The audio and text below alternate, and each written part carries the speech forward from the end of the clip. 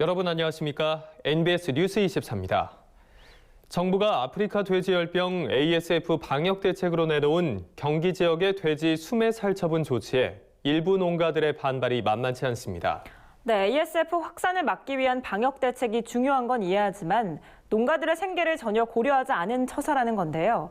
농가들은 정부의 합리적인 보상책을 마련해달라고 주장하고 있습니다. 보도에 윤슬기 기자입니다. 정부가 추진하는 아프리카 돼지열병 ASF 방역 조치에 대한 불만의 목소리가 높아지고 있습니다. 정부는 지난 3일 경기 파주, 김포와 연천 일부 지역의 돼지를 모두 없애겠다는 특단의 조치를 발표했습니다. 그동안 ASF 발생 농장 반경 3km 안에 있는 돼지만 매몰했지만 3km 바깥에 있는 돼지까지 모두 수매 비축하거나 살처분하겠다는 계획입니다. 연천의 경우 군 전체가 아닌 발생 농장 반경 10km 내 돼지로 대상을 한정했습니다. 수매 비축 대상은 생체중 90kg 이상의 비육돈. 정부는 만약 양동 농가가 8일까지 수매 신청을 하지 않으면 해당 농장의 돼지를 모두 살처분한다는 방침입니다. 이렇게 되면 파주, 김포, 연천에서만 9만여 마리의 돼지가 사라지게 됩니다. 비육도는 수매를 하고 나머지는 다 살처분을 해서 다 드러내겠다는 겁니다. 가격 측면에서 좀 수매가 좀 더 메리트가 있고요. 그래서 시도나 농협이나 이런 데 통해서 수매 쪽을 대부분 갈 수 있도록 그렇게 안내를 하고 있는 상황입니다. 하지만 반발하는 농가들이 적지 않습니다. 지난 4일 대한한돈협회 경기도협의회는 정부의 일방적 결정에 응할 수 없다는 입장을 내놓았습니다. 농가들은 정부의 정책이 농가들에게 사형 선고와 같다고 말합니다. 모든 돼지를 예방적 살처분하게 되면 어미 돼지와 새끼 돼지의 순환이 끊어지고 일정 기간 재입식이 어려워 사실상 폐업 수순을 밟을 수밖에 없어서입니다.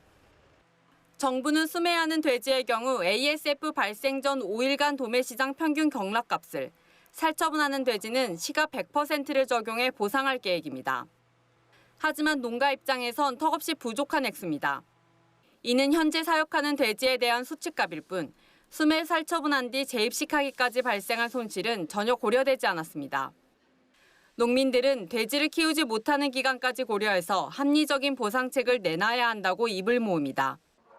언제 재입식이 가능할지 기약이 없는 상황에서 농가들에겐 생계가 달린 문제이기 때문입니다.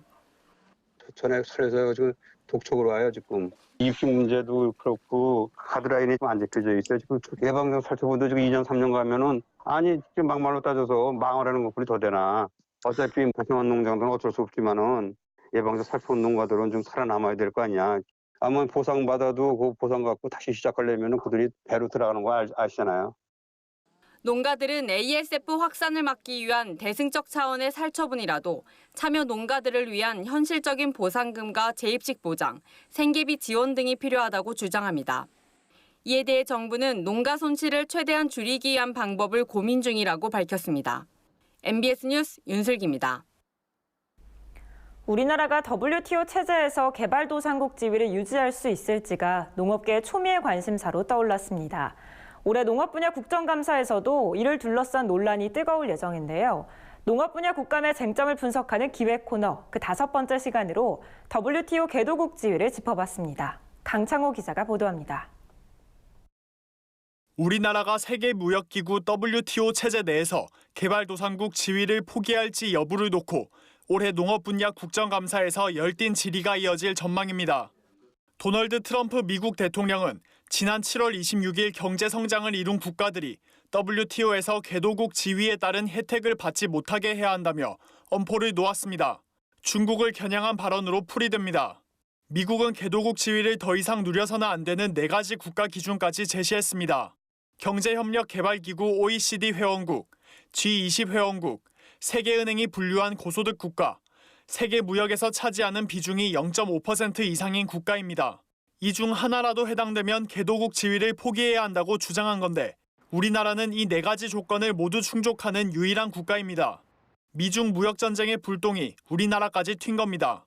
미국의 압박이 이어지면서 농업계의 우려도 깊어가고 있습니다. WTO 체제에서 개도국 지위를 인정받으면 농업 분야의 각종 혜택들이 주어지기 때문입니다. 개도국이 받는 혜택은 농산물 관세 감축 제외, 농업 보조금 등 농산물 시장 개방 시 충격을 최소화할 수 있는 안전 장치들입니다. 만약 미국의 주장대로 우리나라가 개도국 지위를 포기할 경우 이 같은 혜택은 모두 박탈당할 수 있습니다. 정부는 지난 20일 대외경제장관 회의에서 개도국 지위 문제를 공식 안건으로 상정했습니다. 이 자리에서 홍남기 경제부총리 겸 기획재정부 장관은 개도국 지위 포기의 가능성을 시사했습니다. 정부는 개도국 지위를 포기해도 농업 분야에 별다른 영향을 끼치지 않을 것으로 보고 있습니다. 현재 논의 중이거나 예정된 WTO 차원의 농업 협상이 없기 때문에 개도국 지위를 포기하더라도 당장 변화가 생기는 게 아니라는 판단인 겁니다. 하지만 전문가들은 우리나라 농업에 당장 영향을 미치지 않더라도 정부가 안이한 생각으로 손 놓고 있을 상황은 아니라고 지적합니다. 혹시 빠른 시기에 개도국 졸업이 이루어져서 농업에 영향이 나타날 수 있는 것에 대해서 우려가 있기 때문에 그때는 이제 안전장치가 필요한데 적절한 보존 대책, 그런 제도를 중요한 농산물에 대해서 지금부터 마련하는 것이 필요하다, 그렇게 생각이 됩니다. 특히 가장 큰 영향을 받는 것이 감축 대상 보조금인 농업보조총액 AMS입니다. 개도국 지위를 포기하면 AMS를 지금보다 절반가량 삭감해야 하기 때문입니다. 국내 쌀 시장 보호도 관건입니다. 현재 우리 정부는 쌀 관세율 513%를 통해 국내 쌀 시장을 보호하고 있는데 이 같은 높은 수준의 관세 장벽은 개도국 지위를 인정받아야만 유지할 수 있습니다. 다른 식량 작물도 사정은 마찬가지입니다. 소규모 농가들 중심으로 유지되어 오던 품목이 관세율 인하로 인해서 생산 기반도 무너질 것이고 주국 자체도 관세가 없어지고 수입이 된다면 대규모 농가들도 힘들게 되죠, 당연히. 일각에서는 쌀을 비롯한 핵심 품목에 대해선 개도국 지위와 관계없이 예외적인 보호 조치를 확보해야 한다는 주장까지 나오는 가운데 국감과 그 이후 정부의 움직임에 관심이 쏠리고 있습니다. MBS 뉴스 강창호입니다. 제주도는 9월 링링과 타파에 이어 이번 미타까지 연이어 세 차례나 가을 태풍의 직격탄을 맞아 농작물 피해가 심각한 상황입니다. 특히 월동무와 당근 등 밭작물의 피해가 어마어마한데요. 이에 제주도는 농약대와 대파대 등을, 농협은 무이자 자금 등을 피해 농가에 전격 지원하기로 결정했습니다. 김인경 기자가 보도합니다. 손가락 굵기만한 당근이 흑앙금을 뒤집어 쓴 채 땅 밖으로 삐죽 솟아 있습니다. 태풍 링링으로 피해를 입고 재파종한 지 얼마 지나지 않아 다시 태풍 미탁이 핥히고 간 겁니다. 당근밭을 바라보는 농가는 망연자실할 따름입니다. 이렇게 돼가지고 어떡해. 농가 다 죽지. 그러니까. 우리 원래 농민들 다 죽습니다. 한라봉과 감귤을 재배하던 비닐하우스의 철근은 엿가락처럼 휘었고 나무에 달려 한창 익어가야 할 한라봉은 아직 채 익지도 못한 채 바닥에 나뒹굴고 있습니다. 태풍 미탁이 닥쳤을 당시 비바람이 얼마나 강했는지 농업시설물이 쓰러지며 돌담을 무너뜨릴 정도였습니다. 제주도에는 지난 9월부터 태풍 링링에 이어 타파와 미탁까지 사상 유례 없이 세 차례의 가을 태풍이 훑고 지나갔습니다. 농림축산식품부에 따르면 태풍 미탁으로 인한 제주도의 농작물 피해는 6일 오후 6시 기준 콩, 감자 등 식량작물 1,640헥타르, 무, 양배추, 마늘 등 밭작물 3,830헥타르, 더덕 등 기타 작물 100헥타르로 모두 5,570헥타르에 달합니다. 전국을 통틀어 피해 면적이 가장 넓습니다. 이에 제주도는 이딴 태풍을 재난 수준으로 규정하고 농가 경영 안정을 위해 3,230억 원을 투입해 특별 지원 대책을 시행한다고 밝혔습니다. 먼저 침수 피해를 입은 농지에 대해서는 1헥타르당 최대 200만 원까지 작목별로 농약대를 지원합니다. 태풍으로 농작물을 아예 못 쓰게 된 농지는 1헥타르당 최대 550만 원까지 대파대를 지원키로 결정했습니다.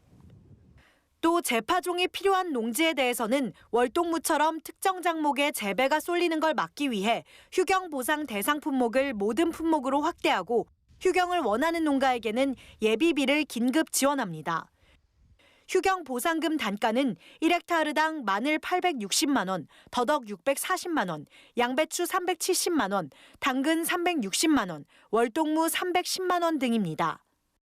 아울러 올해 농사를 완전히 접어야 하는 농경지에 대해서는 농가당 1억 원까지 최대 2년 동안 이자 보전 방식으로 1,120억 원을 특별 무이자 융자 지원한다고 밝혔습니다. 이번 지원은 농식품부 농협과 협력해 1헥타르당 2천만 원 범위 안에서 지원합니다. 도는 오는 13일까지 읍면 동사무소를 통해 농작물 피해 신고를 접수한 뒤 22일까지 자체 정밀 조사를 벌이고 농가 피해가 최소화될 수 있도록 신속한 복구 작업에 나서겠다고 밝혔습니다. 농협도 팔을 걷어붙였습니다.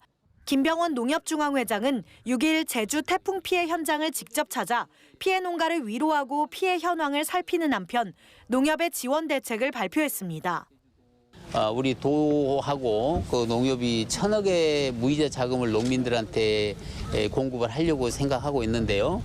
제주 농민들이 빨리 재활의 꿈을 꿀 수 있도록 하는 그런 바탕이 됐으면 하는 그런 생각을 갖습니다. 농협은 제주를 비롯해 전국적으로 태풍 미탁에 의한 농업 피해가 심각한 만큼 1,000억 원의 무이자 자금을 지원하기로 전격 결정했습니다.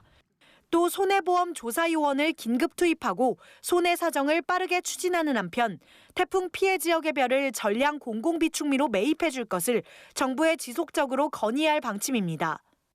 아울러 범농협 임직원과 자원봉사단의 일손 돕기를 지속적으로 추진하고 피해 농가를 대상으로 각종 금융 지원을 확대하는 등 다양한 지원책을 마련하고 있습니다. NBS 뉴스 김인경입니다. 본격적인 쌀 수확기를 앞두고 쌀 목표 가격에 대한 농가의 관심이 높아지고 있는데요. 여야 간의 의견차가 커서 2018년산 쌀부터 적용돼야 하는 새 목표 가격이 2019년산 햅쌀이 나오고 있는 지금까지도 아직 접점을 찾지 못하고 있습니다.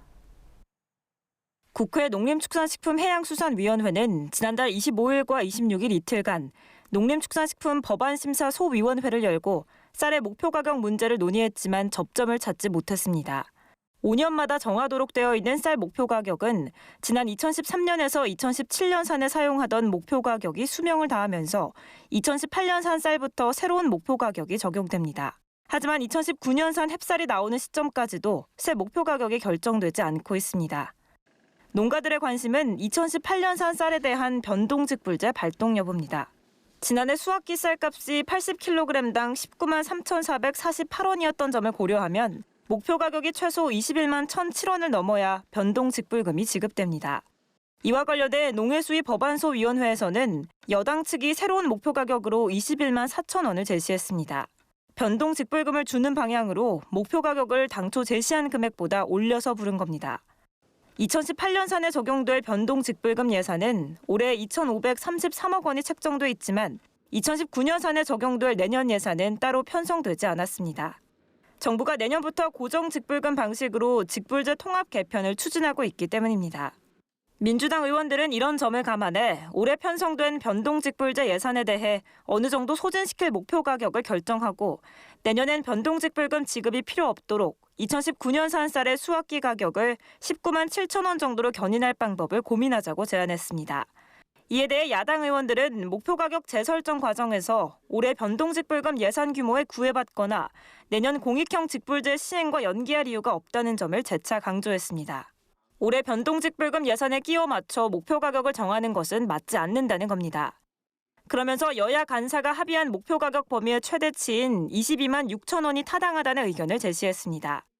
한편 농민의 임금 척도로 볼 수 있는 쌀 목표 가격이 일반 근로자의 최저임금 인상폭에 크게 못 미친다는 점도 고려사항입니다.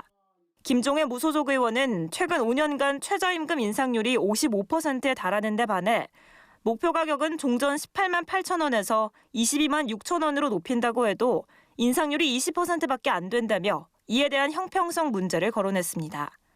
여야의 입장이 이처럼 평행선을 긋자 법안소위에서는 향후 공익형 직불제의 재정 규모를 심사하는 과정에서 공익형 직불제 시행 방안과 쌀 자동시장 격리제, 쌀 목표 가격을 함께 논의해 일괄 처리하자는 의견이 나왔습니다. 농해수위는 국정감사 이후 다시 법안소위를 열어 목표 가격 합의를 시도할 예정입니다. 감자칩 하면 간식이나 술안주로 곁들여 먹던 짭짤한 맛이 먼저 생각나는데요. 그런데 소금이나 특별한 조미를 하지 않아도 감자의 품종에 따라 맛이 다 다르다고 합니다. 조미 없이 손수 기른 감자와 고구마를 무쇠 가마솥에 튀겨내 대박난 청년 농민 노재석 씨를 이현경 기자가 직접 만나봤습니다. 그윽한 커피향이 솔솔 풍길 것 같은 경기 양평군의 한 카페. 하지만 발길을 멈추게 한 건 커피 향 대신 고소한 튀김 냄새입니다. 양평의 새 명물 가마솥 감자칩 냄새인데요. 얼굴이 비칠 정도로 깨끗한 기름을 사용해 가마솥에서 바삭하게 튀겨낸 감자칩은 지난해엔 무려 1억 가까이 매출을 올렸습니다. 평범해 보이는 감자칩이 이처럼 대박 상품이 된 것은 청년농부 노재석 씨의 톡톡 튀는 아이디어 덕분이었습니다. 2014년도 여기 시골에 다시 귀농을 했어요. 그래서 감자 농사를 지었는데 부모님하고 같이 함께 지었는데 생각보다 수익이 안 나더라고요. 예전에 뭐 동네 이제 잔치 같은 거 하면 가마솥을 걸고 많이 이렇게 요리들을 많이 했어요. 감자 농사를 져서만은 수익이 안 되니까 가마솥을 걸고 뭐 감자칩, 고구마칩을 한번 만들어 보자. 무쇠 가마솥에서 튀겨내 바삭함이 오래 간다는 감자칩은 특별한 조미를 하지 않는다는데요. 그 이유가 궁금해졌습니다.